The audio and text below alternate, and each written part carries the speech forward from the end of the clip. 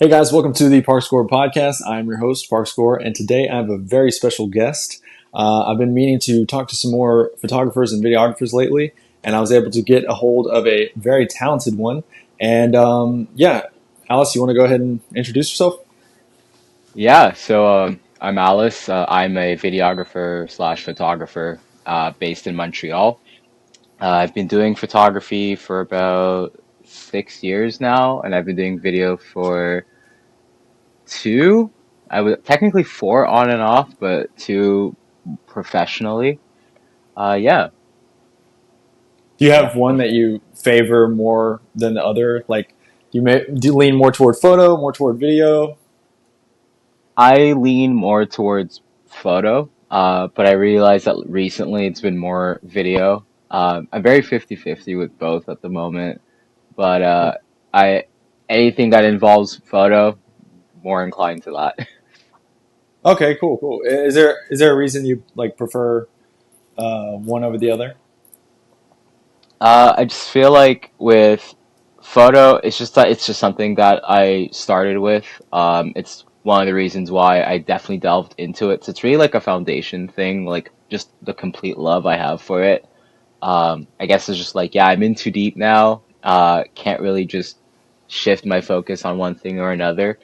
I feel like also I've established myself more on the creative aspect, just in terms of like the style and everything based on photos. So like even when it comes to video, it's like, oh, I'm imagining it as it was a photo shoot, but the only difference is Mhm. that it's moving images. So definitely photo, because it's really like the skeleton of my creative groundwork. Cool. Yeah.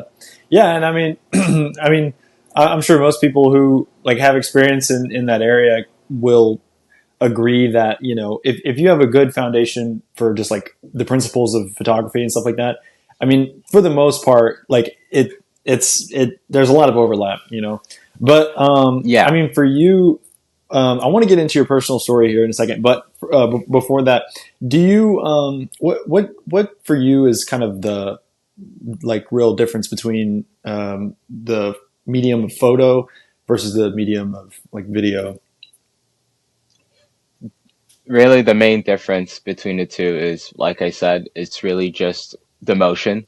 Um, Photography is really like you're capturing a still moment, whereas video is like you're capturing like a moving moment. They both share similarities in the sense that like they both try to evoke or communicate something, whether it's the communication or the mood from what you were going, like what was going on in front of your eyes, or just like your personal view of what was going on. Both mediums share that common space, and both can be evoked with the same elements, where it's lighting, color, composition.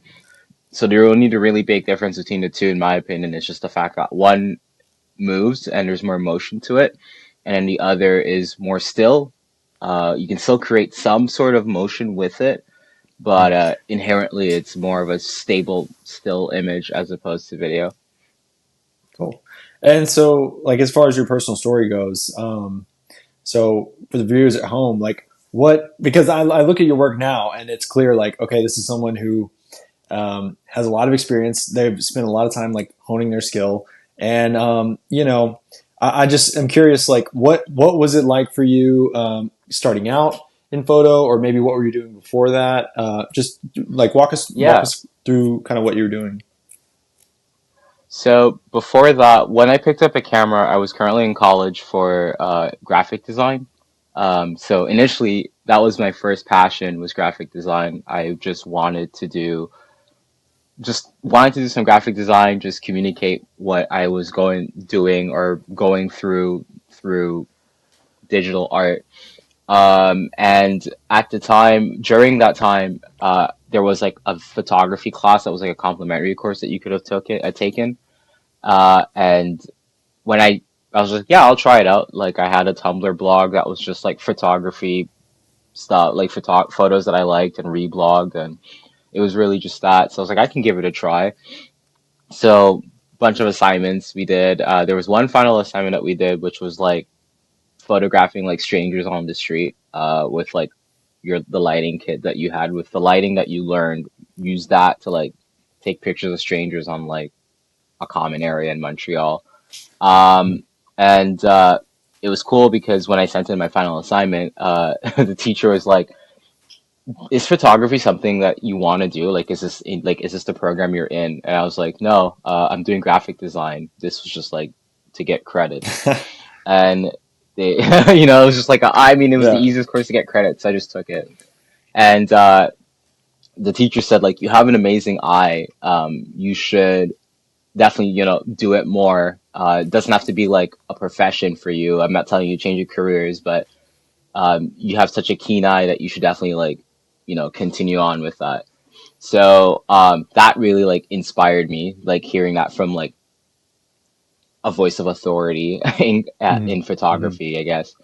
So from there, I signed up for a credit card, like a $1,500 credit card. Used that to pay off to buy a camera kit. The first one was like a Nikon D5200. Um, Okay. Cool. Cool. and from there, yeah, and then from there, I just started shooting just stuff that was around me. I was just shooting like the average stuff, like pedestrians walking, candid photos, greenery, plants, flowers. Um, and then so I just kept shooting that. And then I moved to Ottawa to finish my graphic design degree. Since it was a joint degree, it was bachelor's and a college degree. So moved to Ottawa. There I had a friend who lived there at the time, and they were in a band, and they were looking for photos, just like promotional photos and whatnot. And I was like, yeah, sure, I'll do it. I've never shot a band before, never done live stuff before. I was more of a like, yeah, like anything that stays still, perfect. So I tried it out. It was like it was like a punk basement venue, like very low lighting, like it was just fairy lights, and that was it. That was the lighting.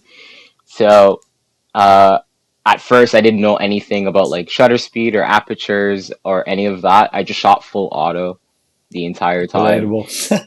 And then, yeah, I just shot full auto. And I used the native photo app from the MacBooks. I didn't have like Photoshop or Lightroom or anything. It was really just like the photo app. And I was just doing like Mhm. changing the contrast or like adding Mhm. saturation or decreasing saturation, like just touching on those things.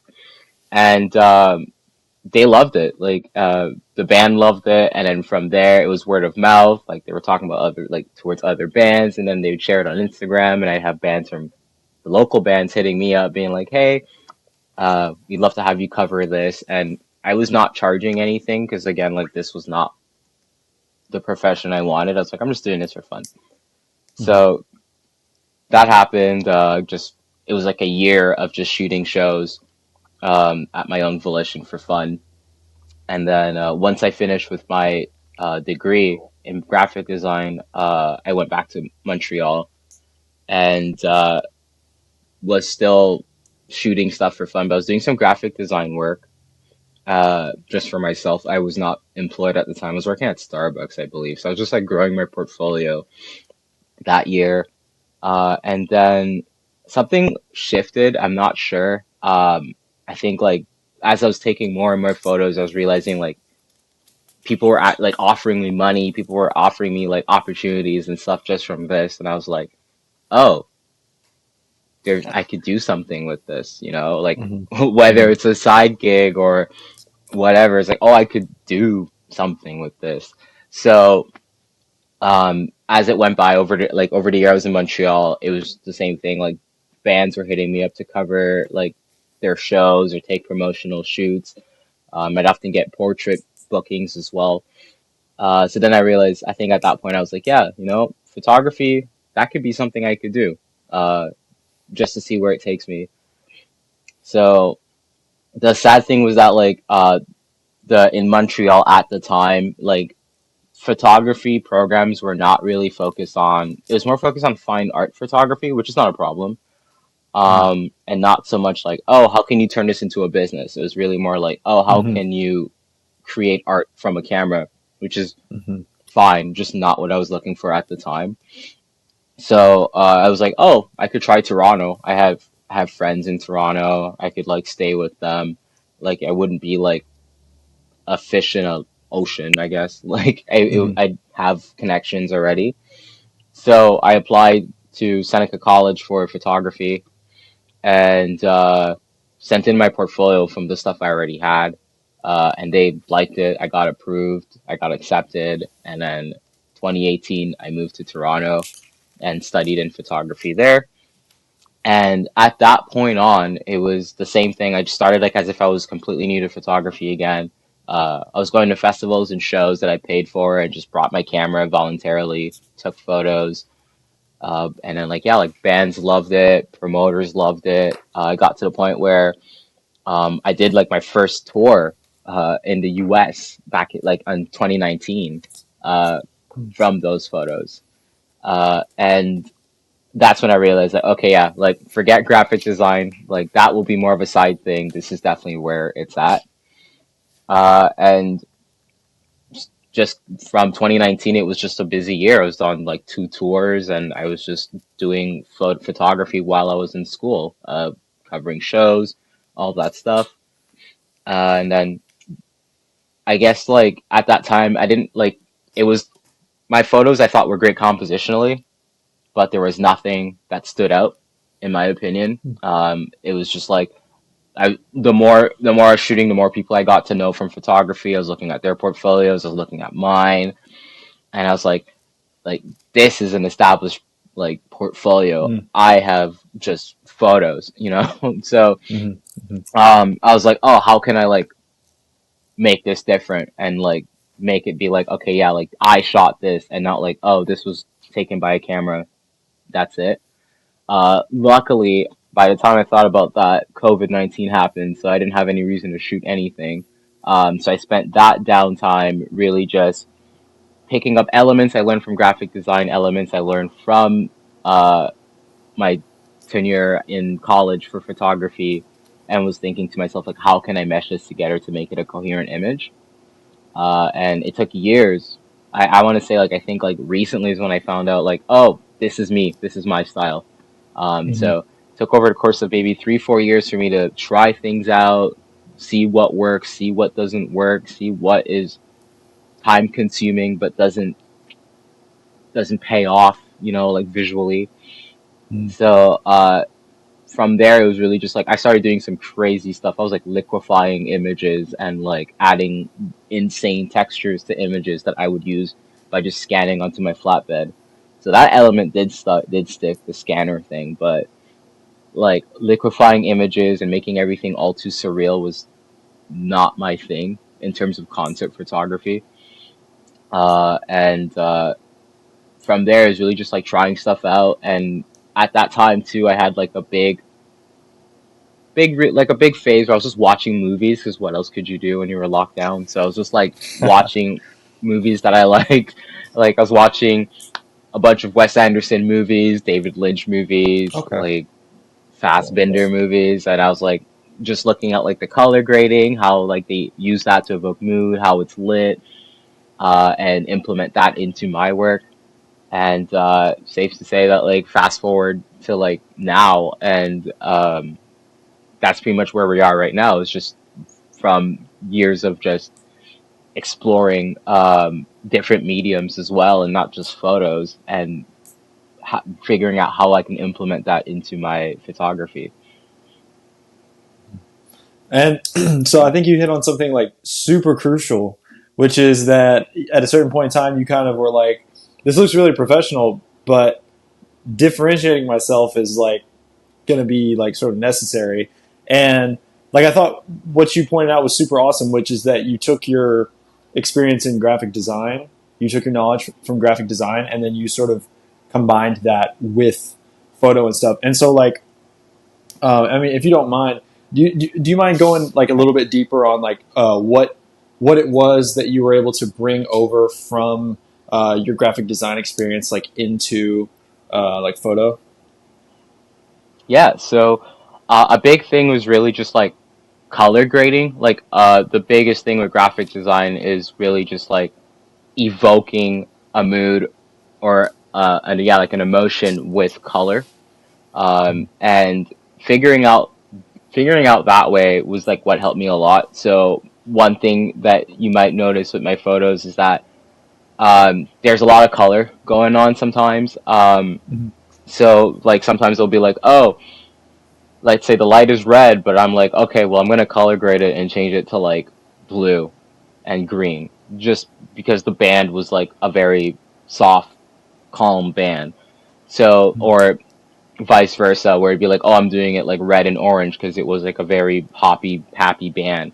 So with Lightroom, being able to just like change the midtones and the highlights and just messing around with the color wheel and being like, oh, this makes sense.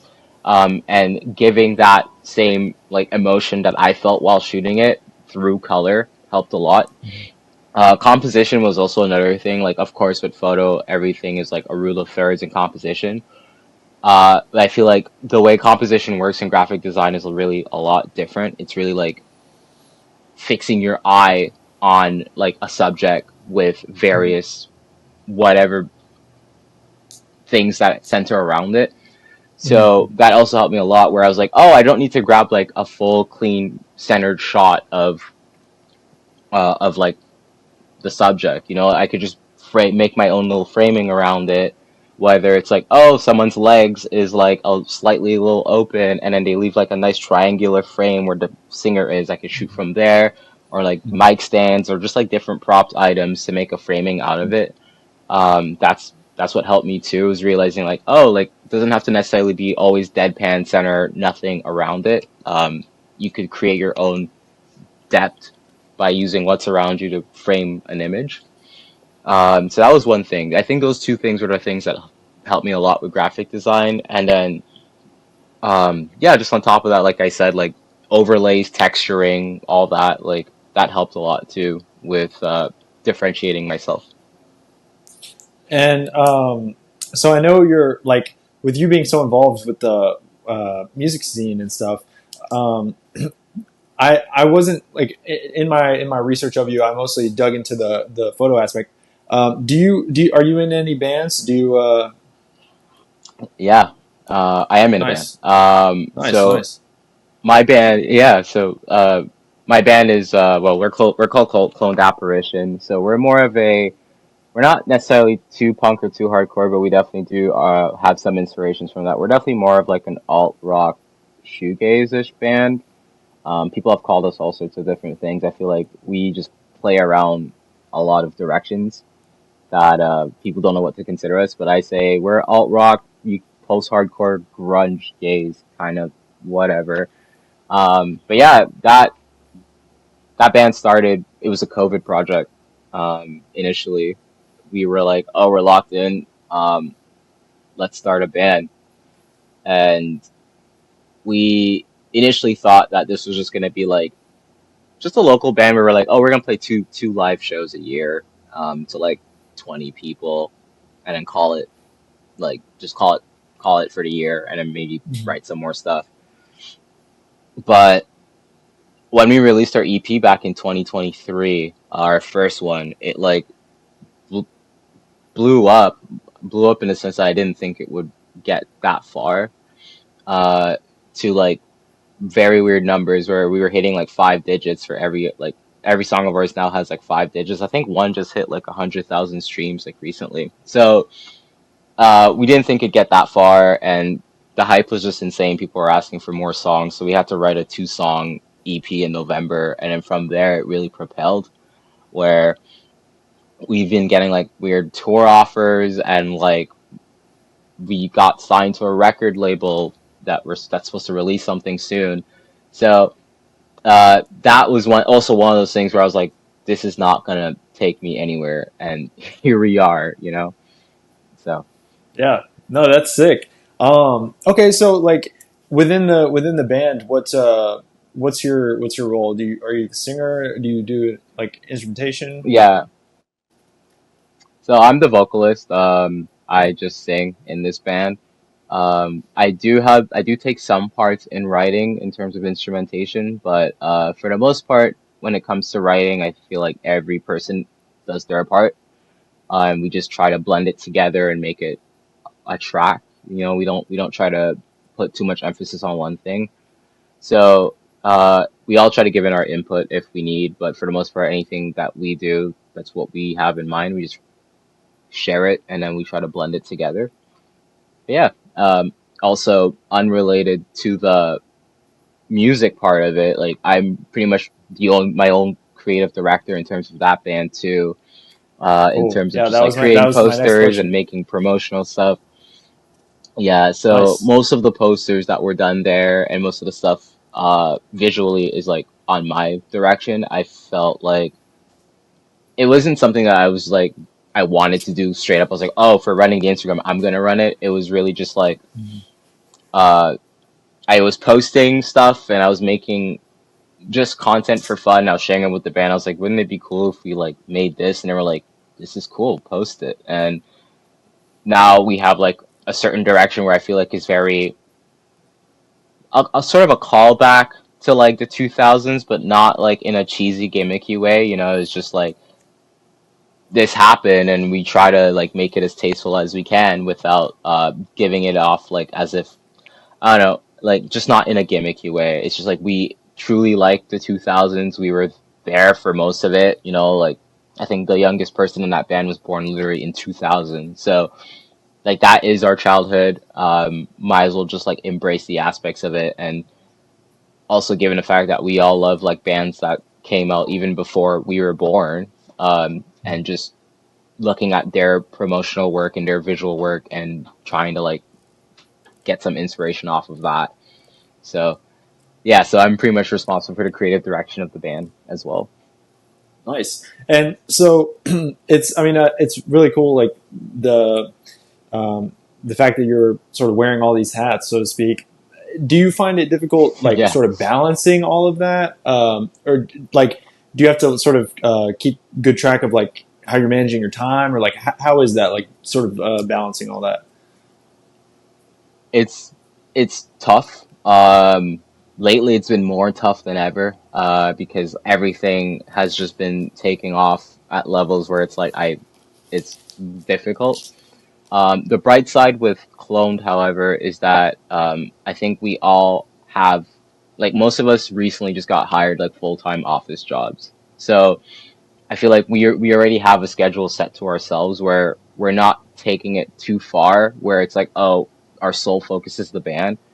It's we've been from day one. It's really just been going with the flow, going at our pace, and seeing where it takes us.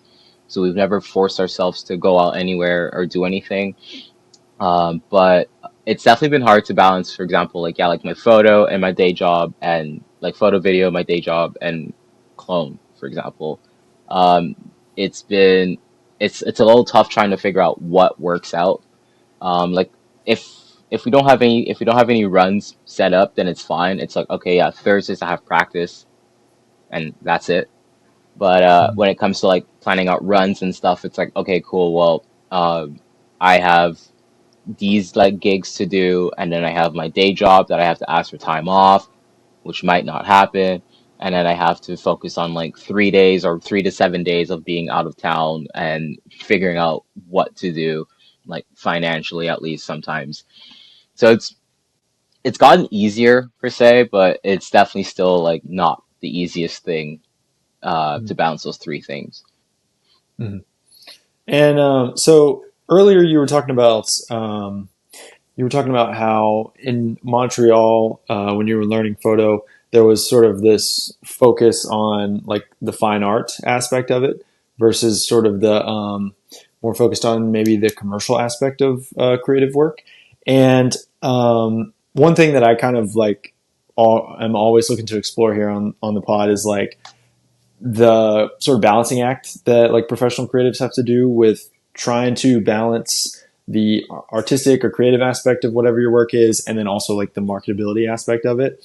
I feel like there's like almost like a jaded sort of I feel like a lot of times it's easy to get the idea of like the starving artist of like, oh, if I want to make like good art, I have to be like, making stuff that's like I can't be getting paid or I'm like, selling out or something. Like, what Yeah.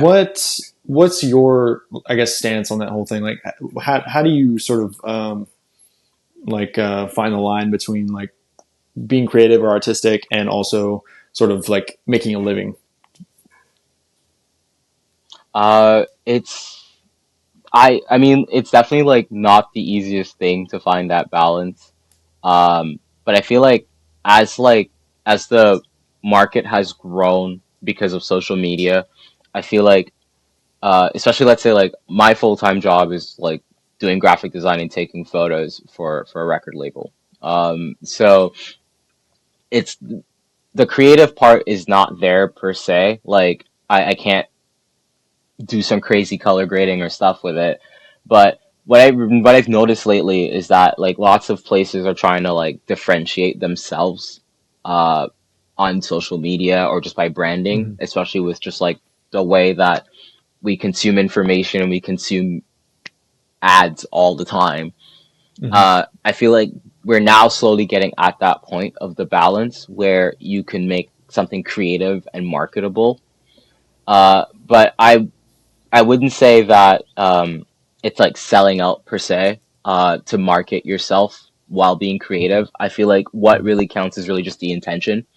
Um, so like you've worked this hard to create a style and make a project work. You don't have to like. I don't think that marketing yourself in a way. Uh, I guess marketing yourself in a way where you're sacrificing a lot of what made you you. That Mm-hmm. is one thing, but marketing yourself and then that thing that you're marketing is that you're doing something that the competition wants but doesn't have, and that is like whatever creative standout that you have, like that's fine. I feel like there is a middle ground there, and I feel like that middle ground is becoming more and more like it's becoming more and more like obvious now, well, Mm-hmm. with especially with social media and the way we consume things. Like everyone's looking for something different, and I feel like now everyone's looking for what's different about this as opposed to, oh, that's a great photo. Mm-hmm. Cool. Like you can take great photos. I feel like everything has shifted and people are now looking for something that makes them different. So if you use that creative side and you're like, hey, I'm going to market myself as this because no one ever does it, I feel like that is the middle ground. There's a set middle ground there. Yeah. Cool. No, yeah, I totally agree. In my day job currently, I'm doing video marketing for like a company that sells trailer parts. And oddly enough, I was making shorts originally where it's like we're focusing a lot on the part, and it was very salesy. And then as soon as I started doing these ridiculous, like goofy videos of me like setting myself on fire, that randomly is like what started to like get traction on Facebook and stuff. And it was just weird Hmm. because it's like and I was like, I feel like I'm having more fun making these kinds of videos than like the more salesy stuff. And I get to like do kind of be more creative while I'm doing it. And yeah, I think I totally agree. I think that like just where social media is headed and all that, I think it's like just getting easier and easier for people who do recognize how to like kind of differentiate themselves. I think it's getting easier and easier for like those just types to kind of succeed. Yeah. Um, and then okay, so another question I had was so you had mentioned um, like so a lot of your experience initially was in the sort of like punk or like DIY scene in Canada. Am I correct? And then you Yeah. went and did a U.S. Correct. tour. Okay, so having pretty much like all I know is like Texas DIY pretty much. So like is did you notice sort of like any sort of like differences between the sort of like subcultures of like American DIY versus like Canadian DIY?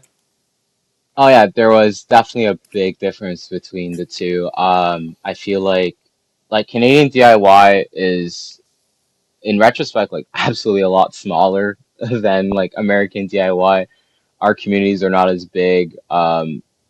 It's I feel like it's just like the markets like and how accessible and big it is. Like for example, like Canada, we only have like four big cities, maybe five. I'm not too sure, but those DIY is just pockets. They're not like it's not like a big community. It's just like pockets of communities because it's just so small.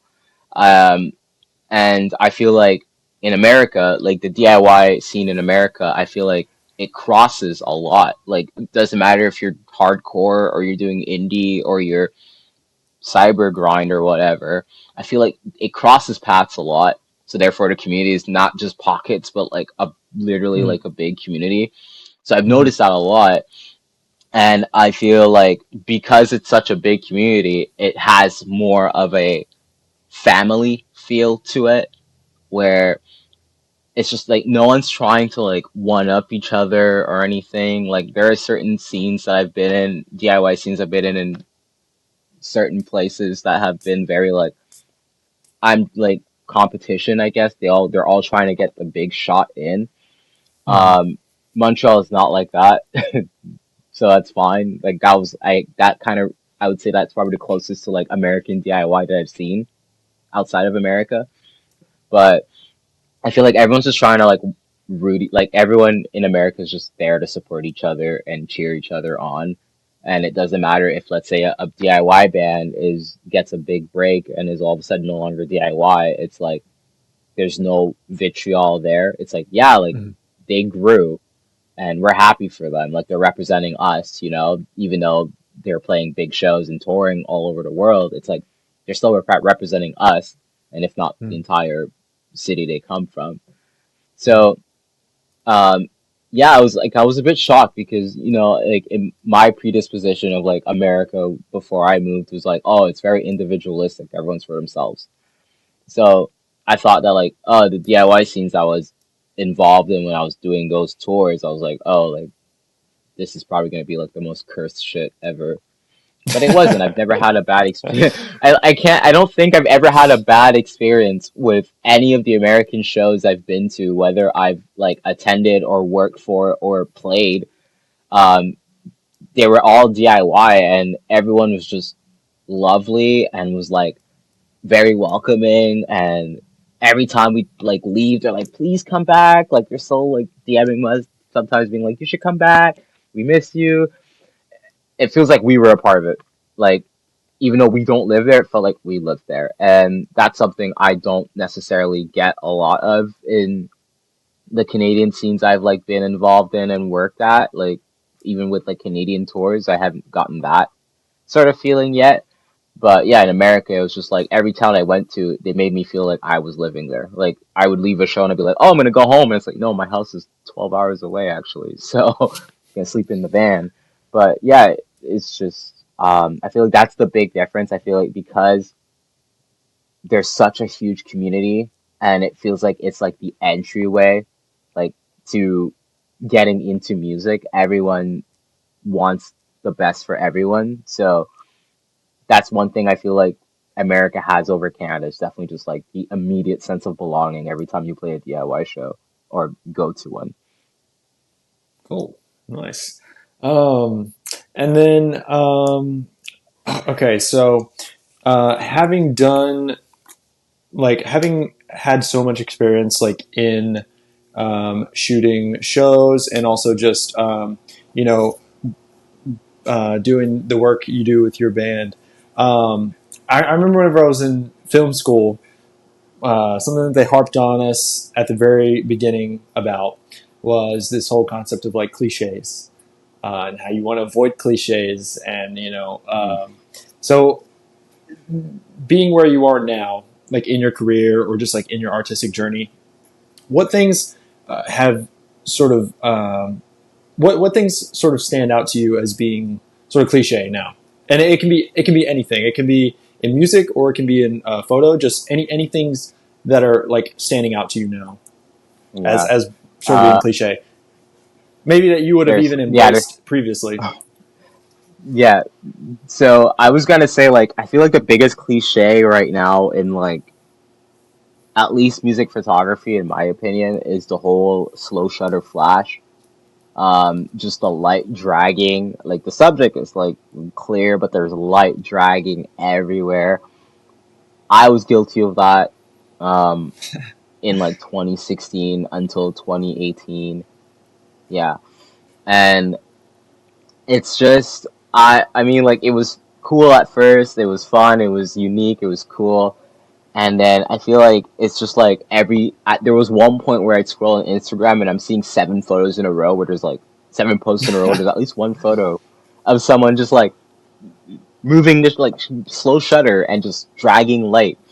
And I was like, the novelty's there. It's cool. And I'm happy that they got to do it. But I was like, I'm tired of seeing it. I don't want to do it.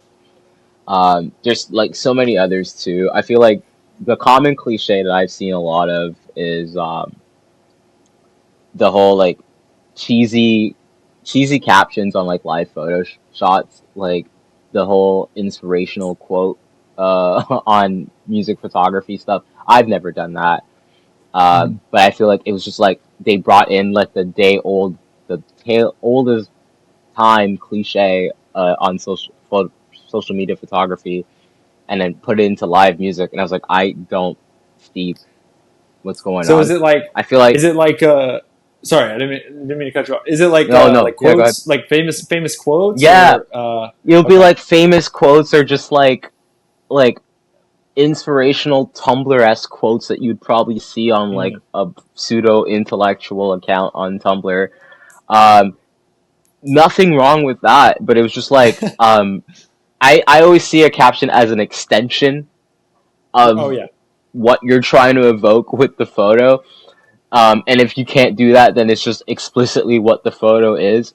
So when you put Mhm. an inspirational quote, I'm thinking to myself like, okay, there's gonna be a photo in here that has some sort of correlation, but it doesn't. Like it'll be like a photo, and then it'll be something like, I don't know, like the trees are moving as wistfully as ever. And I'm like, there's no trees. You're in a concrete venue. Like I don't know what's going on. So sometimes there have been times where there has been captions that made sense with the photo and I liked it, but 8 times out of 10, it's just like I get it. Like this really was deep and it hit you. But like I said, I see captions as an extension to the photo as to what is the context of it and why you chose that to be your caption. So when there's no correlation, I'm like I'm lost as to what you're trying to evoke with the photo. So that's a cliche that I can't do. Um, and then for music, there's a lot. But I think the biggest cliche for me in music is just, um, I guess, false vulnerability, where Mm. um, it's just like you can tell that the songwriter did not write those lyrics because they were going through it. It was just like Hmm. I guess like false marketing, if we may, in that sense, where there's some songs where you're like, yeah, like that has never happened. I'm sure that probably didn't happen. I don't want to assume, but it's just Right. like the way it's written, the way that it's being expressed through song, it's like I Mhm. don't think that happened, or I don't think Right. you truly meant what you wrote with that. So, like with my songwriting, it's very emotive. Sometimes it gets too emotive, so sometimes I feel like when I'm writing and I'm listening to my songs, I'm like, that is simple. Like, just very simple writing because I guess like I'm just letting my emotions take me and I'm just like, that's Mhm. it. Um, so for me, it's like when I'm listening to songs, it's like I want to feel that emotion or I want the song to make me feel that emotion. Mhm. So when there's songs like where it's like supposed to be sad and then the person is just not sad or make painting an image that's supposed to be sad, I'm like that's like I don't know what to do with that. So that's the Mhm. whole false vulnerability and false emotion thing where I'm like that's the thing I've seen happen so many times, especially recently with the whole like digital marketing climate of music. I'm just like I'll be hearing stuff and I'm like that's like I don't know what you're trying to Mhm. communicate with this. Mhm. So that's also another cliche that I've noticed with music. What about the? Yeah. Is this the song of the summer? Is this the new song of the Oh summer? my You know what I'm God. talking about? Yeah. Is Like this the the? Yeah. Is this the? That's the big one too. yeah, that's. Yeah, it's weird because and I guess this goes back a little bit to the previous topic we were on, but um, Hmm. it almost feels like you're between a rock and a hard place a little bit because it's like, do you give in to these trends when they're Yeah. working, or do you just like stubbornly be like, no, I'm going to pave my own way. I'm not going to do that. I'm not going to ask if this is the song of the summer in this TikTok short. You know, honestly, like I don't really know what the answer would be. Like I know that when I see those same like when I see like me and my brother were talking about this the other day. 'Cause me and my brother we play in a little two piece together, and we talk about how like we never want to become one of those like, is this the song of the summer? Like if we were gonna Yeah. do it, we would want to try to do something different with it, something where even if it wasn't successful or anything, we could at least say like, hey, we gave it an honest shot. We tried to do something a little different, but um, yeah, it's weird. It's just it's such a weird thing to try to like I guess navigate that. Um, Yeah, the whole like song of the summer or is X genre dead? You know, like yeah, or I I've guess who's the drummer?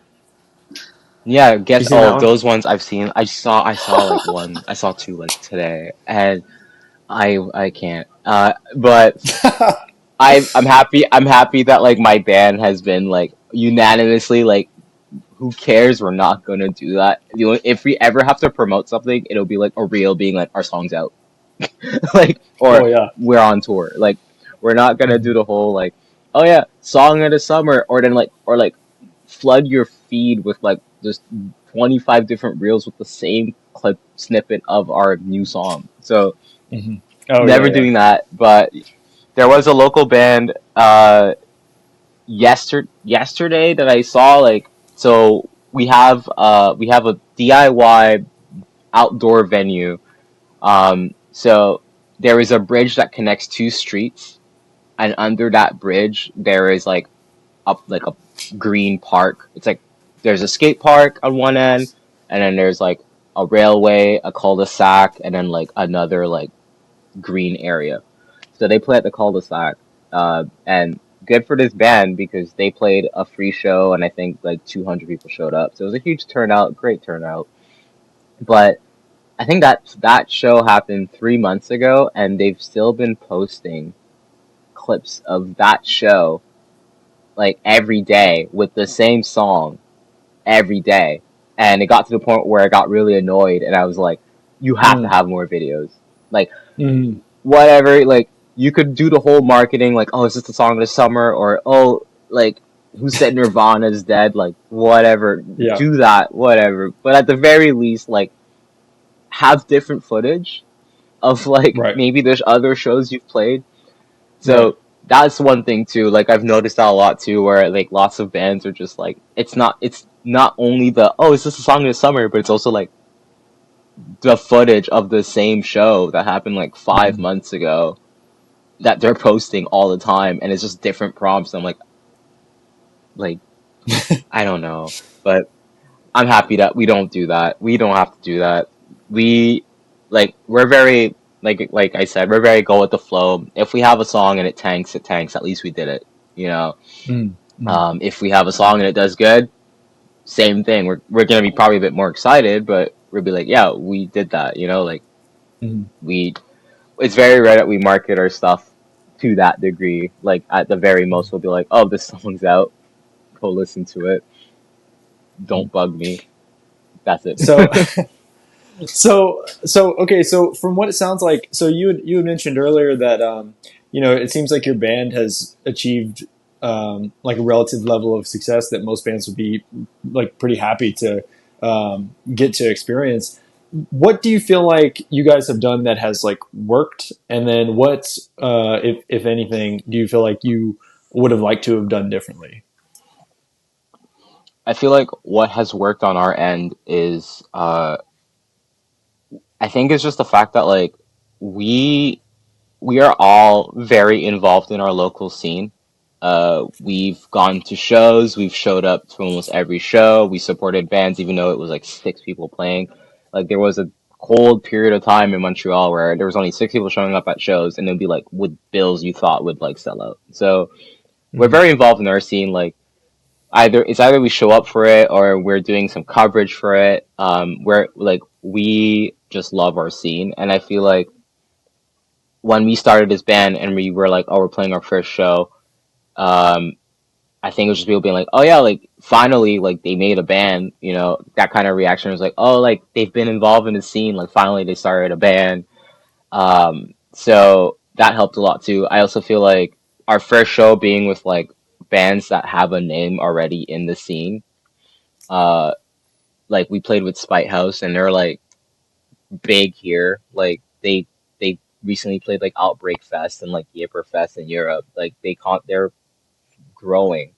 So I think like our first show being with like big bands like that, where they have like a household name, has helped us grow a lot too. Where people like no one ever heard anything that we didn't have anything out when we played like our first 4 shows. So Mhm. we just kept playing with like hardcore or like post-hardcore bands, and people were just curious to be like, what are they gonna sound like? Like, is it gonna be a metalcore band? Is it gonna be like a hardcore band? And then next thing you know, we're playing like alt rock, and they're like, oh, that's new. Like that's refreshing. So I think like that's what helped us grow, was just like playing with bands that like we're friends with but already have a household name and really wanted us to play with them, and the support that we got from playing those shows, and also just yeah, like just really that, like just the support we got from our local scene and with our friends from around the world who we've been constantly like talking about starting a band, and here we are finally in a band. So I think just like the international support we got from our friends outside of Canada, and then just locally from just supporting our scene, is what got us here. And I think like at first we were just starting stuff out, like branding ourselves, I want to say. I think we had no direction at the time. I think having a direction has helped us a lot. Mhm. At the very least, with like awareness. If not the Mhm. music, then it's like just being aware of who we are. I think settling for a direction, both musically and visually, has helped us a lot. Both very lenient, like there's no hard stop as to where we would go. But I feel like having just like marketing ourselves as such, both visually and sonically, has helped us a lot as well to get where we are. And yeah. Killer. No, right on, man. And then so let's say let's say you were able to just go back to yourself 2 years ago, or even I mean, I would say go back and talk to yourself 4 years ago. What advice would you have for yourself, both in terms of photo and music? Really, just like with creative work in general. What advice would you have for your younger self? I would say don't be afraid to break the rules. I think that's the biggest thing, because uh, literally learning from what I've learned from photography and everything was like it felt like there was like a box of rules you had to follow in order to market yourself. And I think unlearning that from like again like from COVID and just like going on my own pace with my own projects, like it made me realize that like my best work were to work where I was just breaking rules. Like I wasn't following no rule of thirds. I wasn't following a composition. I wasn't following a list of things that would say, "Hey, if this were to be put on an ad, this would be perfect." I think like yeah, just don't be afraid to break the rules. If there's something that you want to do to set yourself apart, you should do it. If it doesn't work out, at least you got to say you did it. Mhm. I feel like constantly evolving and constantly just like finding new ways to like break the boundaries of photography and making it your own stuff, like that gives you more room to evolve and more room to grow, not just in your career but also just like as a person, where you don't feel like you're boxed in, like there's just limitless options. So yeah, definitely that, like don't be afraid to break any rules for the sake of art. I feel like art is fundamentally without rule. And whatever you create, what you have, you can easily make something out of that. And if no one likes it, but you're happy with it, that's all that counts. So that's exactly what I would tell them. Like, yeah, don't be afraid to break the rules. Cool. Right on. So for anyone who's wanting to check out your stuff, where should they go or what should they do? So, I mean, for my photo stuff, you could always go on my Instagram. So it's just at Hirsch. So there's at H dot IRSCH. For my video stuff, it's at always camera shy, and then there's the website that's alwayscamerashy.ca. And yeah, those are the places you can find me. If you want to follow my Instagram, it's just my Twitter. It's just Hirsch backwards, so it's at I have to remember now. HCSR at HCSRIH. Yeah, so that's my Twitter. Yeah. Cool. Well, right on. Well, Alice, I can honestly say this is like one of my most enjoyable interviews I've done yet. So thank you very much for that. And All right. yeah, I hope you have a Thank you for good. having me. Yeah, of course. Guys, go check out Alice's stuff. And yeah, this has been the Park Score Podcast. Thank you. Oh.